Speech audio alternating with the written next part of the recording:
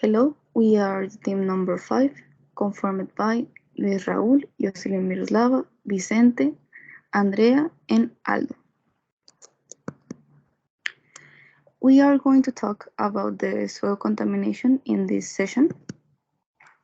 And first of all, as we know, we need to know what the concept of soil contamination is.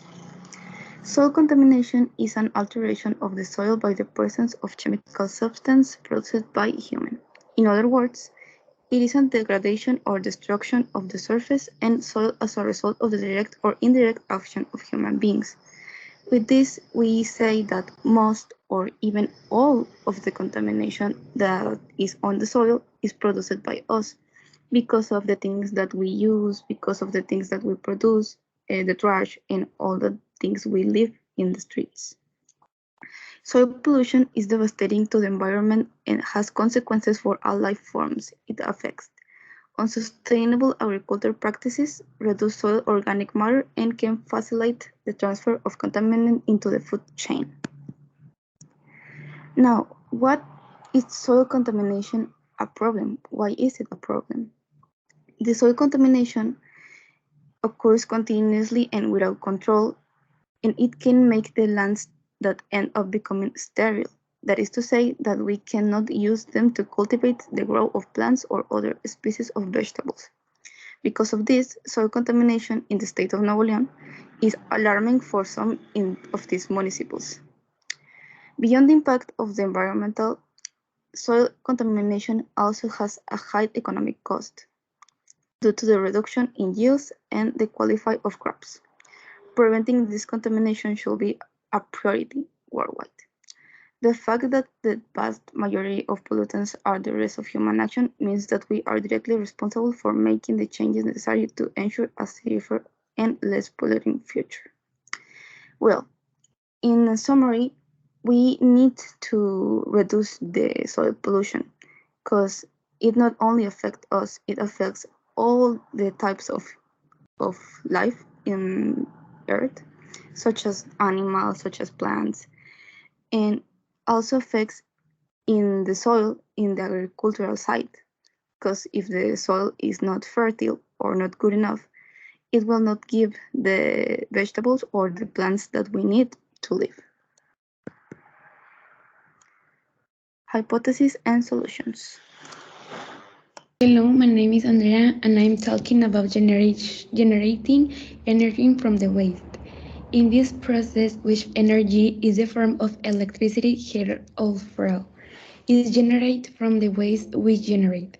When solid waste is managed in landfills, the recycling process is limited to non-biodegradable materials, plastic, metals, glass, and paper, but biodegradable organic material, which constitutes the majority of solid waste, cannot be recycled directly, but it can be used to generate energy by burning waste. It is possible the appropriate technologies which avoid generating large emissions of methane that affect the environment. The process is present as a wet recovery plant where non-recycled inorganic waste will be able to generate electricity. This practice seeks to eliminate the use of sanitary landfills as much as possible. The non-recyclable inorganic waste will be recycled in a closed patio to avoid excites of odors. The waste will be transported by the cranes to the mill boilers, and from there will go to the thermal energy process. During the process is a continuous and controlled way the waste incinerate in special furnaces, reaching the temperatures of more than 1000 Celsius. Automate bin management. Smart bins are designed to recognize different types of waste.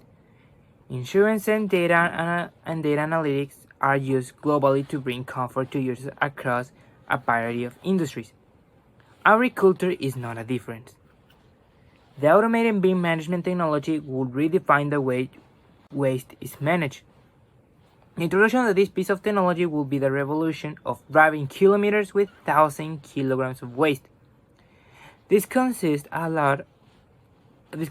LOT-enabled sensors, which work as real-time indicators to determine if the bins are full or not. Smart bins are worked this way. First, the rubbish is placed into the container, and the sensors measure its capacity. The computer then compresses the rubbish and measures the computed trash resistance. And finally, notifications are sent via email or SMS, which the bin is full and ready to be emptied. Many countries in the world are already using this technology, like South Korea, Singapore, and Poland. These countries are best known to have big numbers in pollution and in soil contamination. Smart bins, as you imagine, have many benefits in the environment, like they increase the recycling rates, use a gentle compaction system, maximize bin capacity, allowing you to keep more waste in the bin, and smart bins have standardized in a way that you can be emptying using existing collection equipment. Now, the smart bins are being helpful to reduce contact pollution, especially air pollution and soil contamination. Many trash trucks equip thousands or even hundreds of kilograms throughout the city and wasted in an area. Smart bins are specially designed to stop this. They compact the trash, as already mentioned, and help the environment in so many ways. My solution is about using the three R's: recycling, reducing, and reusing. A solution I can give in floor pollution is recycling, reducing, and reusing. And so far, everyone should know how they works and how simple they are. Everyone can do it. You can start by changing water bottles to one made of aluminum and refill it at home with fresh water and clean water. Acquiring a reusable water bottle will not only greatly reduce the amount of single-use plastic waste you use, but it would also save you money in the long run. If you're concerned about the quality of your tap water, consider using a water filter. Think about how many disposable cups are used every day in just your local coffee shop. Bringing a mug for your morning coffee can reduce the amount of waste you produce annually. Imagine how much waste we could reduce if we all made the simple daily change. Also, you can use fabric bags when shopping instead of plastic ones. Always remember to bring reusable bags for grocery store or for any other shopping activities to reduce the consumption of disposable bags. And avoid getting single-use items like plastic forks, plastic spoons, and plastic water bottles. Take note on how often you rely on single-use items and choose to replace them with more sustainable versions, refusing plastic straws and disposable cutlery when you go out. And bringing your own containers for leftovers are a few ways you can start today. Buying a metal straw and using it when going to your local coffee shop and instead of a plastic one can be a very big change. And to finish, after all this research work, it is now to know the damage we have caused to the soil and in general to the entire planet. As we can see, this simply go out into the streets when or after a rain, and we see like stagnant garbage and mud, etc. And for this type of reasons is why over the years different animals, plants, and many living beings are extinct. Living in the world, our actions have led us to problems such as the depletion of resources such as food or drinking water and other essential things, and this affects both urban areas and no water, or we can't